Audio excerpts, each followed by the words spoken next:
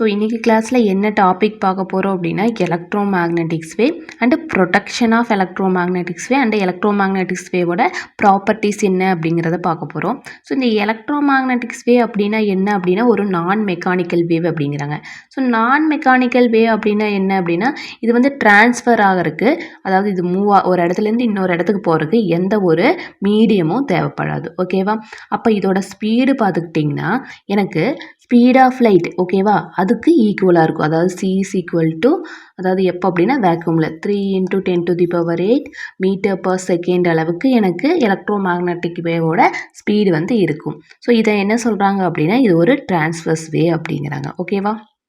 Next இதோட protection பார்த்துக்கிட்டிங்கன்னா யார் ஃபஸ்ட்டு எக்ஸ்பெரிமெண்ட் மூலயமா இது பண்ணார் அப்படிங்கன்னா ஹெட்ஸ் எக்ஸ்பெரிமெண்ட் மூலயமா வந்து எலக்ட்ரோ மேக்னெட்டிக்ஸ் வேவ் ஒன்று இருக்குது அப்படின்னு சொல்லியிருக்காங்க. ஓகேவா? மேக்ஸ்வெல் வந்து ஃபஸ்ட்டு எலக்ட்ரோ மேக்னெட்டிக் வேவ் இருக்குது அப்படின்னு சொல்லிட்டாரு.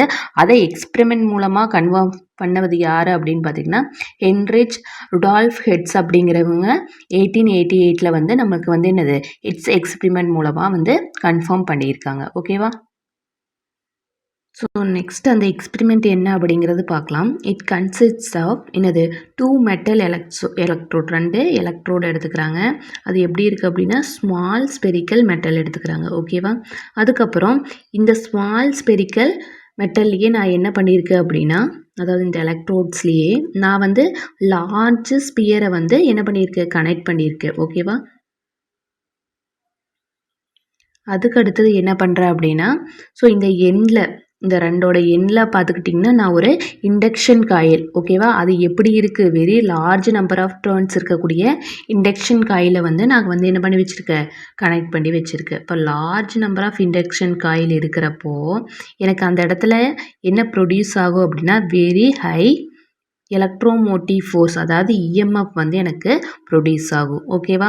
அப்போ இந்த காயில் வந்து எனக்கு எப்படி இருக்கும் அப்படின்னா வெரி ஹை பொட்டென்ஷியலில் இருக்கும். ஓகேவா? இப்போ எலக்ட்ரோட்ஸ் இருக்குது. ஸோ இந்த எலக்ட்ரோட்ஸ்லேருந்து எனக்கு வந்து கரண்ட் வந்து பாஸ் ஆகிறப்போ இந்த காயிலில் பார்த்துக்கிட்டிங்கன்னா எனக்கு ஹை பொட்டென்ஷியல் இருக்கும். ஓகேவா? இப்போ ஏர் பிட்வீன் எலக்ட்ரோட்ஸ் கெட் எனக்கு ஒரு அயனைசேஷன் இல்லைன்னா ஒரு ஸ்பார்க் வந்து எனக்கு என்ன ஆகுது கிரியேட் ஆகுது. ஸோ இந்த இடத்துல வந்து இந்த எலக்ட்ரோட்ஸுக்கும் இந்த ஏர் கேப் ஓகேவா இங்கே எந்த மீடியமும் இல்லை.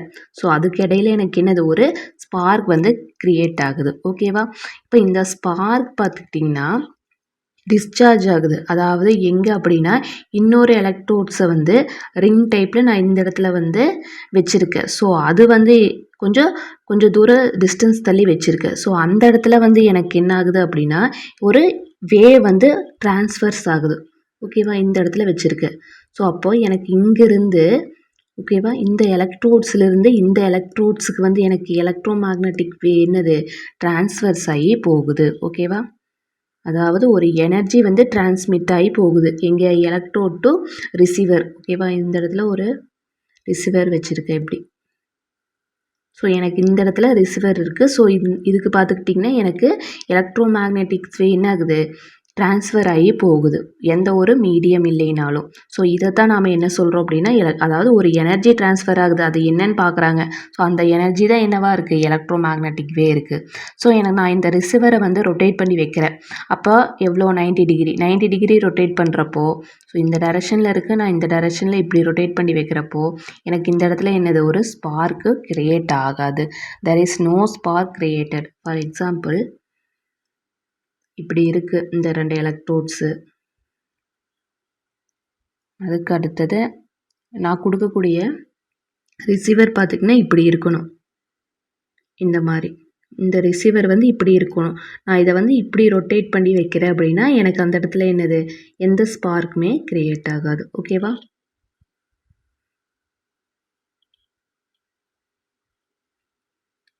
ஸோ எலக்ட்ரோ மேக்னெட்டிக்ஸ் வேவ் வந்து என்ன ஆகுது டிரான்ஸ்ஃபர் ஆகுது அப்படின்னு யார் ப்ரெடிக்ட் பண்ணாங்க ஃபஸ்ட்டு மேக்ஸ்வெல் அப்படிங்கிறவங்க ப்ரெடிக்ட் பண்ணாங்க. இப்போ ஹெட்ஸ் என்ன பண்ணார் அப்படின்னு பார்த்துக்கிட்டிங்கன்னா ரேடியோ வே அப்படின்னு ஒரு வே இருக்குது. ஸோ அந்த வேவும் ஸ்பீட் ஆஃப் லைட்டில் தான் என்ன ஆகுது எனக்கு ட்ராவல் ஆகுது. அதாவது 3 × 10⁸ மீட்டர்/செகண்ட் அளவுக்கு எனக்கு ரேடியோ வேவோட ஸ்பீடு வந்து எனக்கு இருக்குது. ஓகேவா?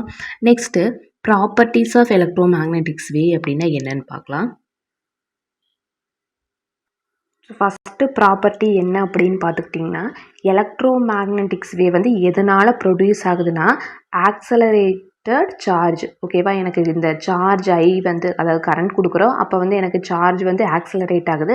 அப்போ எனக்கு என்ன ப்ரொடியூஸ் ஆகுது அப்படின்னா, எலக்ட்ரோ மேக்னெட்டிக் வேவ் வந்து ப்ரொடியூஸ் ஆகுது. ஓகேவா? இப்போ electro magnetic wave to not require to any medium. அதாவது அது மூவ் ஆகி போகிறதுக்கு, அதாவது அது ப்ரொபகேட் ஆகி போகிறதுக்கு எந்த ஒரு மீடியமும் தேவைப்படாது. ஸோ அதனால் நான் இதை என்ன அப்படிங்கிறேன்னா, இதை நான் மெக்கானிக்கல் வே அப்படின்னு சொல்கிறேன். எதை? எலக்ட்ரோ மேக்னெட்டிக் வேவை. ஓகேவா?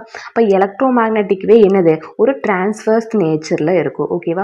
First oscillating electric field vector, அதாவது இ வெக்டரும், அதுக்கடுத்தது oscillating magnetic field vector B வெக்டரும், அதுக்கடுத்தது ப்ரொபகேஷன் என்னது வெக்டர், அதாவது நம்ம வேவ் வந்து ப்ரொபகேஷன் ஆகக்கூடிய டைரக்ஷன், அதாவது இதை என்ன சொல்லுவோம்னா கே. ஓகேவா? இந்த மூணு எனக்கு எப்படி இருக்குன்னா மியூச்சுவலி பெர்பெண்டிகுலர், ஒன்றுத்துக்கு ஒன்று பெர்பெண்டிகுலராக இருக்கும். இப்போ இந்த டயக்ராமில் பார்த்துக்கலாம். ஃபஸ்ட்டு XYZ டைரக்ஷனில் எடுத்துக்கிறோம். இந்த X டைரக்ஷனில் பார்த்துக்கிட்டிங்கன்னா எனக்கு direction of wave propagation k vector இருக்குது. இப்போ மேக்னெட்டிக் ஃபீல்டு வந்து எனக்கு ஒய் டைரக்ஷனில் மூவ் ஆகுது. ஓகேங்களா? இந்த ஒய் டைரக்ஷனில் மூவ் ஆச்சு அப்படின்னா எனக்கு எலக்ட்ரிக் ஃபீல்டு வந்து இசட் டைரக்ஷனில் மூவ் ஆகும். ஓகேங்களா? ஸோ எனக்கு இப்படி மூவ் ஆகும். அப்போ எனக்கு இந்த வேவ் ப்ரொபகேஷன், இந்த ப்ரொபகேஷன் பார்த்துக்கிட்டிங்கன்னா எனக்கு எக்ஸ் டைரக்ஷனில் இருக்கும். ஆனால் இதை வந்து அதாவது எலக்ட்ரிக் ஃபீல்டை வந்து எக்ஸ் டைரக்ஷனில் எடுத்துக்கிட்டோம் அப்படின்னா மேக்னெட்டிக் ஃபீல்டை வந்து ஒய் டைரக்ஷனில் எடுத்துக்கிறோம். அப்போ எனக்கு வேவ் ப்ரொபகேஷன் கே வந்து எப்படி இருக்குன்னா இசட் டைரக்ஷனில் இருக்கும். ஓகேங்களா? இப்போ மூணுமே ஒன்றுத்துக்கு எப்படி இருக்குன்னா பெர்பெண்டிகுலராக இருக்கும். ஓகேவா? நெக்ஸ்ட் பாயிண்ட் பார்த்துக்கிட்டிங்கன்னா, இந்த எலக்ட்ரோ மேக்னெட்டிக் வேவ் வந்து ட்ராவல் ஆகக்கூடிய ஸ்பீடு வந்து எனக்கு எப்படி அதாவது எப்படி இருக்கும் அப்படின்னு பார்த்துக்கிட்டிங்கன்னா, ஸ்பீட் ஆஃப் லைட் வந்து ட்ராவல் ஆகுதுல்ல, அதாவது எங்கே அப்படின்னா வேக்யூம் ஆர் ஸ்பேஸில், அதுக்கு வந்து எனக்கு எப்படி இருக்கும்? ஈக்குவலாக இருக்கும். இப்போ C is equal to, ரொம்ப important, C is equal to 1/√ε0 μ0. அப்போ இதோட வேல்யூ பார்த்துக்கிட்டிங்கன்னா எனக்கு எப்படி கிடைக்குது அப்படின்னா 3 × 10⁸ மீட்டர் செகண்ட் பவர் -1 அப்படின்னு கிடைக்குது. இதில் ε0 அப்படிங்கிறது என்ன அப்படின்னா பெர்மிட்டிவிட்டி. ஓகேவா? எங்கே அப்படின்னா ஃப்ரீ ஸ்பேஸில் ஆர் வேக்யூமில். μ0 அப்படிங்கிறது பெர்மியபிலிட்டி, எங்கே அப்படிங்கிறப்போ ஃப்ரீ ஸ்பேஸ் ஆர் வேக்யூமில். ஓகேங்களா? இந்த சியோட வேல்யூ ரொம்ப இம்பார்ட்டன்ட்.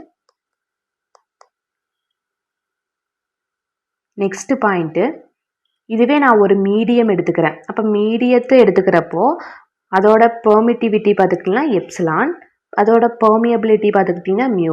அப்போ வந்து எனக்கு இந்த speed of electromagnetic wave எப்படி இருக்குன்னா, அதாவது வி, நான் வந்து speed of electromagnetic wave in vacuum, அதாவது எந்த இடத்துல எடுத்துக்கிறேன்னா மீடியத்தில் எடுத்துக்கிறேன். ஸோ இந்த மீடியத்தோடது எப்படி இருக்கும்? லெஸ்ஸாக இருக்கும். அப்போ எது அதிகமாக இருக்கும் அப்படின்னு பார்த்துக்கிட்டிங்கன்னா நான் வந்து ஃப்ரீ ஸ்பேஸில் எடுத்துக்கிறேன்ல, ஸோ அது வந்து எனக்கு எப்படி இருக்கும்? அதிகமாக இருக்கும். அதாவது வி லெஸ் தென் சி. அப்போ இதை எதை வச்சு சொல்கிறாங்க அப்படின்னா மீடியம் ரிஃப்ராக்டிவ் இண்டெக்ஸை வச்சு சொல்கிறாங்க. இப்போ இந்த ஒரு மீடியம் இருக்குது, இங்கே ஒரு மீடியம் இருக்குது. அப்போ இந்த மீடியத்திலேருந்து நான் இங்கே போகிறப்போ, அதாவது மீடியத்திலேருந்து ஃப்ரீ ஸ்பேஸ் போகிறப்ப நான் என்ன சொல்லுவேன் அப்படின்னா அதை ரிஃப்ராக்டிவ் இண்டெக்ஸை வச்சு சொல்லுவேன். ஸோ ரிஃப்ராக்டிவ் இண்டெக்ஸ் வந்து n எடுத்துக்கிறாங்க. So n is equal to எப்படி எழுதலாம்? c/v, அதாவது speed of light in vacuum or free space divided by என்னது? Speed of light in medium v அப்படின்னு எடுத்துக்கிறேன். இப்போ speed of light in free space அப்படிங்கிறப்போ அதோட வேல்யூ பார்த்திங்கன்னா 1/√ε0 μ0 அப்படின்னு வரும். இதுவே நான் மீடியத்துக்கு எடுத்துக்கிறப்போ வி, இப்போ வி பார்த்துக்கிட்டிங்கன்னா 1/√ε μ அப்படின்னு வரும். ஓகேவா? ஸோ நான் இதை எப்படி எழுதுகிறேன் அப்படின்னா, இப்போ 1/√ε0 μ0 மியூ அப்படின்னு எழுதுகிறேன். இந்த எப்சிலானை நான் வந்து ரிலேட்டிவ் பெர்மியபிலிட்டி, அதாவது ரிலேட்டிவ் பெர்மிட்டிவிட்டி, எப்சிலான் ஆர் அப்படிங்கிறத வந்து ரிலேட்டிவ் பெர்மிட்டிவிட்டின்னு சொல்கிறேன்.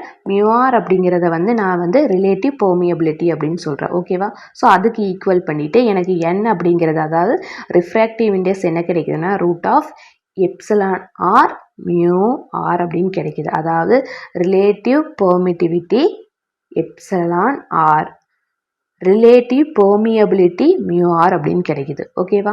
ஸோ இந்த எலக்ட்ரோ மேக்னெட்டிக் வேவ் வந்து நான் டிஃப்ளெக்டட். ஓகேவா?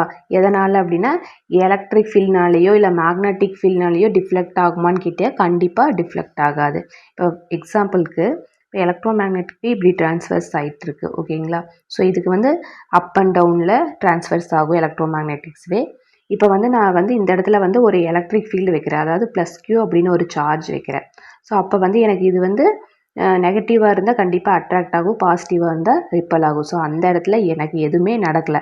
இதுவே நான் ஒரு மேக்னெட்டிக் ஃபீல்டு, அதாவது நார்த் சவுத்துன்னு ஏதாவது ஒரு போலை வைக்கிறப்ப எனக்கு அந்த இடத்துல அட்ராக்ஷனோ டிஃப்ளெக்ஷனோ கண்டிப்பாக நடக்கிறதே கிடையாது. இது வந்து நியூட்ரலாக என்னது மூவ் ஆகிட்டே இருக்குது, டுவர்ட்ஸாக என்ன ஆகிட்டே இருக்குது, மூவ் ஆகிட்டே இருக்குது. ஓகேவா?